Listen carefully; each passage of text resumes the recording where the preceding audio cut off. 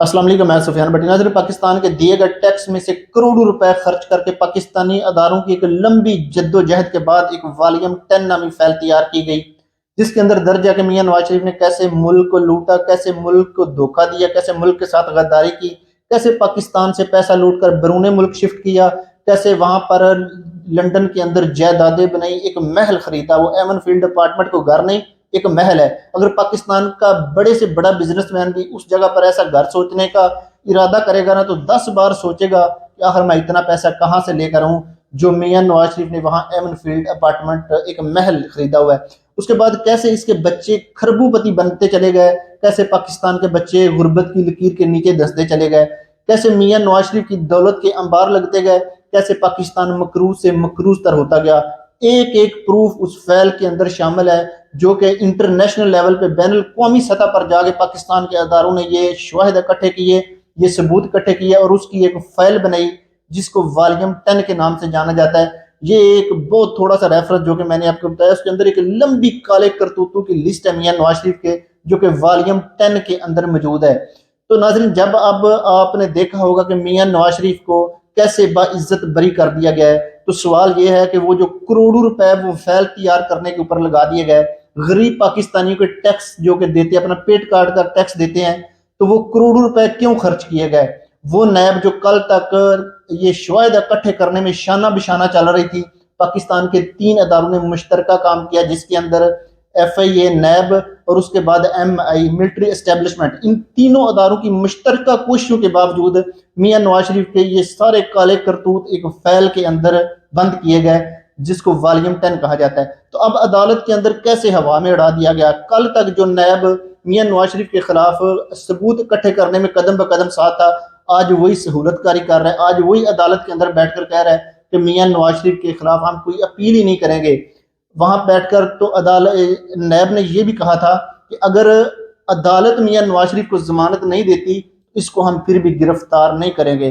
तो फिर वो करोड़ों रुपए इन गरीब पाकिस्तानियों के क्यों खर्च किए गए, क्यों इन गरीबों के ऊपर इतना जुल्म किया गया। चोर मफरूर इश्तहारी ऑलरेडी पाकिस्तान का इतना पैसा बैरून मुल्क शिफ्ट कर चुका है कि उसकी आने वाली 10 नस्लें अगर बैठकर भी खाएं तो वो पैसा कम नहीं पड़ेगा। जबकि पाकिस्तानियों की आने वाली 10 नस्लें अगर कमाएंगी ना, तो जिस हद तक उस इश्तहारी मफरूर ने पाकिस्तान को कर्जे के नीचे धंस दिया है, ये आने वाली 10 नस्लें भी ये कर्जा नहीं उतार पाएंगी।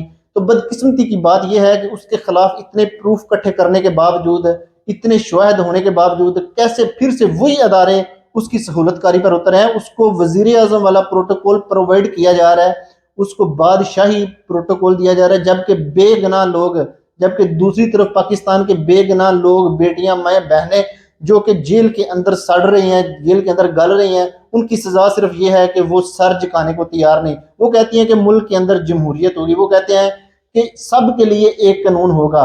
पाकिस्तान की बेशुमार खवातीन जिनका तल्लुक पाकिस्तान तहरीक इंसाफ से है, एक लंबे अरसे से सिर्फ जेल में इसलिए पड़ी हुई हैं कि वो इमरान खान साहब के खिलाफ बोलने के लिए तैयार नहीं।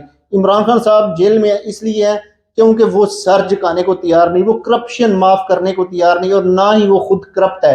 तो यही उसकी सजा बन चुकी है, इसीलिए उसके ऊपर 200 केसेस बना दिए गए। क्या इन लोगों को खौफ खुदा नहीं आता कि पूरी कौम देख रही है कि अगर ये सिस्टम चल क्या रहा है, कैसे निजाम काम कर रहा है। जब एक पूरा निजाम इस तरीके से चलना शुरू हो जाए, एक चोर इश्तारी मफरूफ जो कि प्रूफ शुदा अदालतों से सजा याफ्ता मुजरम, उसकी इतनी ज्यादा सहूलतकारी, और दूसरी तरफ बेगुनाह लोगों के साथ ये रवैया अपनाया जाए, तो फिर कौम के ऊपर क्या, उनके दिमाग के ऊपर असर पड़ेगा। क्या वो सोचेंगे कि किस तरीके से हमारे अदारे काम कर रहे हैं, किस तरीके से हमारी जुडिशरी काम कर रही है, किस तरीके से पाकिस्तान का निजाम चल रहा है।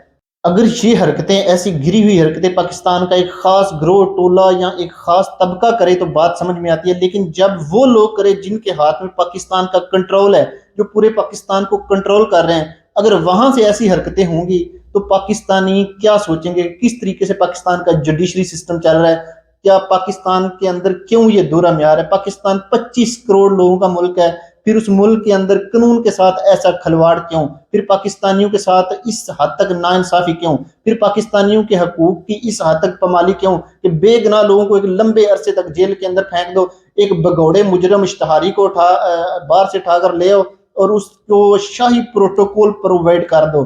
तो ये बड़ी बदकिस्मती है, बड़े अनफॉर्चुनेट है। تو انشاءاللہ یہ وقت ہمیشہ ایسے نہیں رہے گا، وقت بدلے گا. تو یہ جو بھی عناصر اس وقت پاکستان کے ساتھ، پاکستان کے قانون کے ساتھ کھلواڑ کر رہے ہیں، پاکستان کے عدالتی نظام کو جن لوگوں نے تباہ کر دیا ہے، تو انشاءاللہ ضرور اس کا حساب دیں گے. ناظرین جیسے اپڈیٹس آتی ہیں وقتاً فوقتاً آپ کو اپڈیٹ کرتا رہوں گا. اگر اب تک چینل کو سبسکرائب نہیں کیا کر لیں.